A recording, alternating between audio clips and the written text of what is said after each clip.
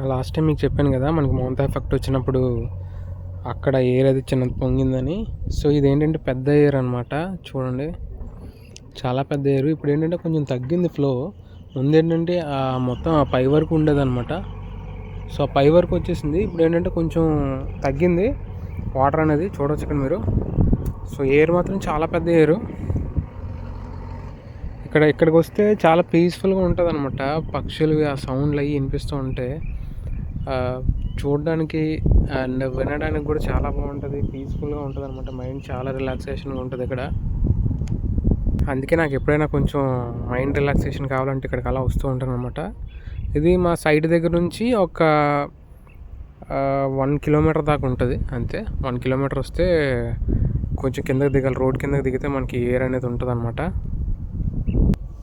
So ఇక్కడ చాలామంది బట్టలు అవి ఉతుకుతుంటారు అనమాట. బట్టలు ఉతుక్కుంటారు అండ్ చేపలు కూడా పడుతూ ఉంటారు.